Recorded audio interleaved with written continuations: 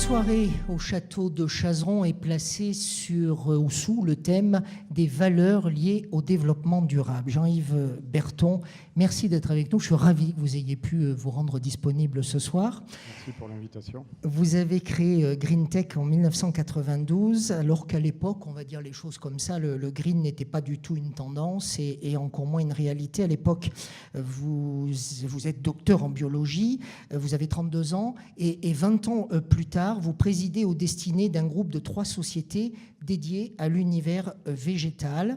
Le groupe développe et produit pour la cosmétique, la pharmacie, la nutraceutique, c'est-à-dire les gélules... je me suis entraîné. Et puis on m'a bien préparé ma fiche. Les nutraceutiques, les gélules alimentaires. En fait, comment garde-t-on le lien natif avec la terre sur laquelle a été créé GreenTech quand, comme vous, on se développe au Brésil, aux États-Unis, en Allemagne? Alors, il faut toujours avoir des racines. On parlait de Chazeron là tout à l'heure, avec 800 ans d'histoire. Donc, c'est des racines. J'étais au Japon la semaine dernière, je reviens ici, je vais repartir au Brésil. C'est bien de se retrouver, comme je dis toujours, en fait, l'Auvergne, c'est le centre. Et c'est bien. Voilà. Moi, vous avez besoin de revenir régulièrement en Auvergne, mais vous auriez pu aussi, ça c'est peut-être à titre personnel, mais vous auriez pu aussi délocaliser le siège social et vos usines. Oui, on me demande toujours d'ailleurs pourquoi l'Auvergne, pourquoi être ici. Simplement parce que moi je suis d'ici, je suis des Combrailles, Muna comme on dit chez moi. Et donc je viens de la campagne. Et donc venant de la campagne, la terre, c'est important. Aussi, quand vous créez une entreprise, c'est jamais très facile. Il y a beaucoup de difficultés. Et donc, en limitant les difficultés, c'est de revenir un peu sur ces terres, revenir au milieu de la famille et de revenir au milieu des connaissances qui ont bien aidé au début de la création. GreenTech, c'est une entreprise verte, je l'ai dit, et éthique, qui est engagée au service de la beauté, du bien-être. Elle est la première, à l'époque en tout cas, à s'engager dans cette démarche en préservant les espèces rares et menacées aux 4 coins du monde. Vous avez tissé des partenariats avec des communautés locales dans plus de 20 pays dans le monde, en passant du fin fond de l'Auvergne jusqu'au Pérou. Vous allez aussi au Burkina Faso. Quel est le lien précisément entre ces terres lointaines, ces contrées lointaines, et l'Auvergne? Est-ce que les unes se nourrissent des autres et dans quel sens? Oui, alors déjà sur ces terres, il y a des hommes. Et les hommes, qu'ils soient auvergnats, qu'ils soient péruviens ou qu'ils soient japonais, en gros, ils ont tous les mêmes besoins. Et on retrouve, quelquefois on dit oui, un Chinois est différent d'un Africain ou d'un Européen. Finalement, on s'aperçoit que c'est à peu près les relations quand on sourit et quand on vient vers les gens. Et quand on veut recevoir, il faut donner. Donc, en donnant, on reçoit. Et finalement, l'humain est partout pareil, qu'il soit ici à Chazeron, qu'il soit à Lima ou à Tarapoto, c'est pareil. Et nous, dès le début, on s'est dit, pour faire de la bonne cuisine, il faut avoir des bons ingrédients. Pour avoir des bons ingrédients, il faut d'abord pouvoir en disposer.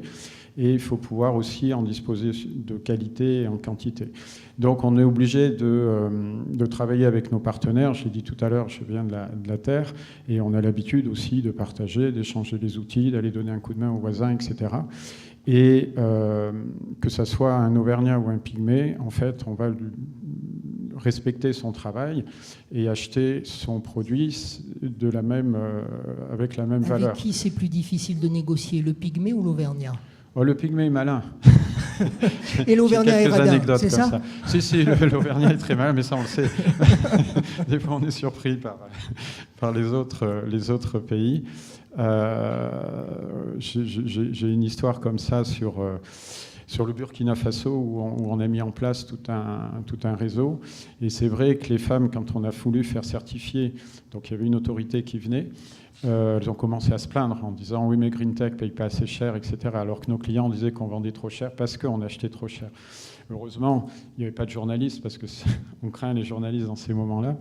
Et l'auditeur était assez au fait des choses. Et quand il a bien fouillé, il s'est aperçu qu'une partie était produite, une partie était achetée. Donc il s'est dit depuis 8 ans, vous achetez à perte, on ne vous croit pas. Alors ils ont retourné les choses un peu différemment.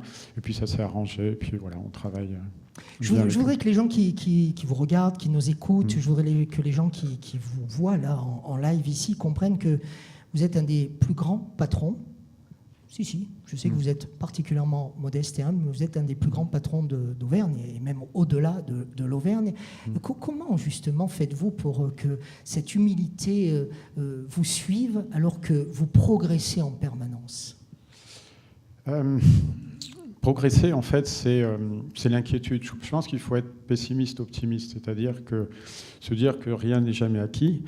On n'a qu'à voir autour de nous, hein, les choses se retournent très vite, et ça se retourne d'autant plus vite qu'on ne fait pas attention, et on dégringole d'autant plus vite qu'on est monté doucement et qu'il va falloir remonter doucement. Donc tout ça reste très humble, et puis encore une fois, plus on grossit, plus on a des responsabilités, parce qu'il y a des gens qui sont autour de nous, qui nous aident, qui travaillent avec nous, et ces gens-là, on ne peut pas les décevoir, donc, et on ne peut pas les lâcher non plus. C'est comme les Combien de personnes aujourd'hui qui travaillent avec vous ? On est 200 personnes. 200 et partout dans le monde ? Oui, alors on a à Clermont-Ferrand, donc il y a à peu près 80 personnes, une quarantaine dans le Cantal, qui est déjà un pays à part. Il y a les Pygmées, les Auvergnats et le Cantal. J'y vais demain matin. Et on est à Metz, à côté de Montpellier. Il y a un peu plus de 50 personnes au Brésil.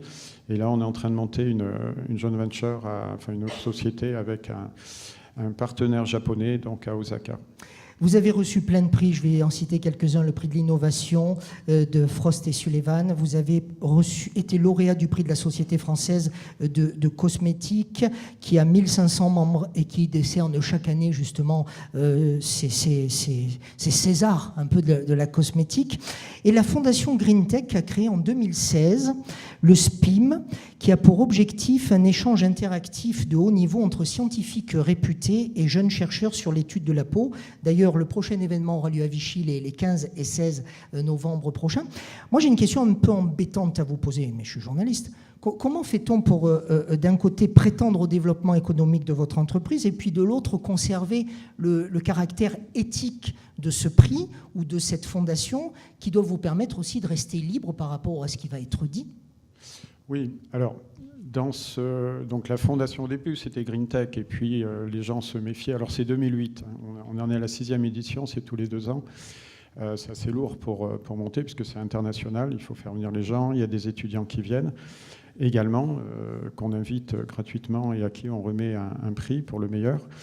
Et en fait, ça nous permet de garder... Donc oui, je disais qu'on ne présente pas nos produits, on présente de la recherche. Il y a des personnes qui viennent des États-Unis, du Brésil, du Japon, enfin de Russie, etc., et d'Allemagne. Et ils sont là pour présenter, ces chercheurs, les dernières avancées de la physiologie cutanée, donc de tout ce qui se passe sur la peau. Il y a plein de microbes sur la peau qui sont bénéfiques, hein, dont on a besoin.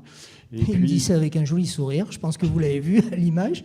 Et puis, à l'intérieur aussi, hein, il y a un système nerveux, il y a un système hormonal, un système hydrique. Enfin bon, c'est très complexe. C'est vraiment un organe complet, presque un corps. Et donc, les chercheurs viennent nous présenter tout ça. Et c'est que de la science. Et bien sûr, ça nous rapporte aussi, puisque ça nous permet d'avoir des relations, ça nous permet de montrer que nous aussi, on est à la pointe. Mais ils disent ce qu'ils veulent, vous les laissez libres de s'exprimer. Absolument, oui, oui. Il y a un comité scientifique qui est là. Donc on se réunit, c'est d'actualité aujourd'hui, parce qu'on se réunit tous les 3 mois à peu près, 3-4 fois par an, 4-5 fois par an, dans un bon restaurant, juste en face de Drouan. Donc c'est le restaurant... Il faudrait que vous me donniez votre secret, hein, parce que autant votre entreprise grossit, autant vous grossissez pas beaucoup. Hein. C'est en plus le restaurant de Depardieu, que j'ai jamais vu, hein, je n'ai pas croisé encore. Soit j'arrive plus tôt ou trop tard, mais bon. À qui la nourriture profite bien aussi. Et donc on se réunit, on se fait une soirée sympa et on discute des choses autres, et surtout du conseil et du comité pour le fameux SPIM, le Skin Physiology International Meeting. Voilà. Bravo pour tout ce que vous faites. Merci beaucoup. Merci, Merci. Berton.